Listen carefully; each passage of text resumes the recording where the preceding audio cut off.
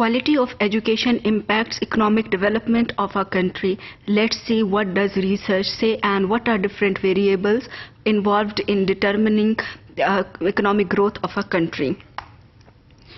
Economic growth may be defined as an increase in the amount of goods and services produced per head of the population over a period of time. Economic growth determines how much improvement will occur in the overall standard of living of society. So let's see how does education contribute in economic growth. The education of each individual has the possibility of making others better off in addition to the individual. हमें ये पता है कि education से, बेहतर education से individual के economic returns जो हैं वो इम्प्रूव होते हैं, लेकिन इसी के साथ साथ एक इंडिविजुअल अगर अच्छा परफॉर्म कर रहा है, उसकी अपनी इंडिविजुअल रिटर्न्स इम्प्रूव हो रहे हैं, तो उसके साथ साथ वो दूसरों के लिए भी एक यूजफुल सिटीजन बन सकता है, because that person is bringing overall benefits to the whole society.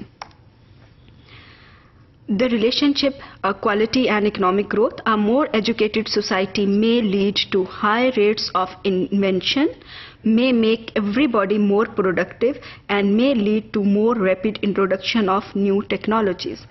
हम इसको देखते हैं कि अगर there are high rates of invention, तो इन्वेंशन ज़्यादा कब होगी? जब आपके पास ज़्यादा स्किलफुल लोग होंगे, और जितनी ज़्यादा इन्वेंशन होगी उतने ज़्यादा एम्प्लॉयबिलिटी के चांसेस भी बढ़ेंगे. इसी के साथ साथ ज़्यादा लोग जो हैं, ज़्यादा एजुकेटेड सोसाइटी जो है वो ज़्यादा प्रोडक्टिव होगी, क्योंकि वो ज़्यादा से ज़्यादा कंट्रीब्यूट कर रहे हैं, दे आर प्रोड्यूसिंग थिंग्स. अगर एजुकेटेड सोसाइटी नहीं है तो वो सोसाइटी कंज्यूमर सोसाइटी तो हो सकती है, but can not be a productive society. जब हम कहते हैं कि कंज्यूमर सोसाइटी, इसका मतलब है कि उस जगह पर, उस सोसाइटी के अंदर इन्वेंशंस नहीं हो रही हैं, बल्कि इन्वेंशन जो दूसरी जगहों के ऊपर हो रही हैं, दूसरे ममालिक में हो रही हैं, उन गुड्स को जस्ट कंज्यूम किया जा रहा है. सो हायर एजुकेशन जो है, जितनी ज़्यादा एक सोसाइटी के अंदर होगी, उतने ज़्यादा चांसेस होंगे कि वहाँ पर इन्वेंशंस हों and the society will become more productive. और जितनी ज़्यादा टेक्नोलॉजीज डेवलप होंगी, उतने ज़्यादा इकोनॉमिक रिटर्न्स आएंगे to the whole country. The quality of the labor force as measured by math and science scores is extremely important.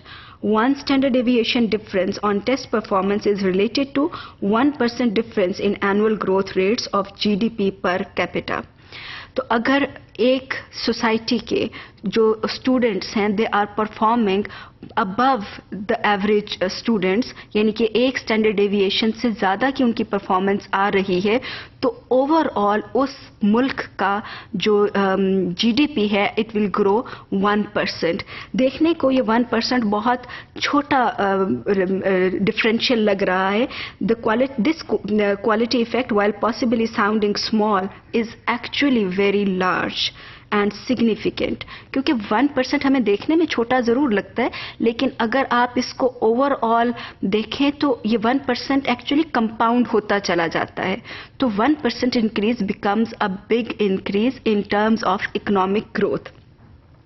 It leads to powerful effects on national income and on societal well-being. तो overall हम ये कह सकते हैं कि quality of education ना सिर्फ individuals के लिए बेनिफिट लाती है, बल्कि it helps in economic growth of a country.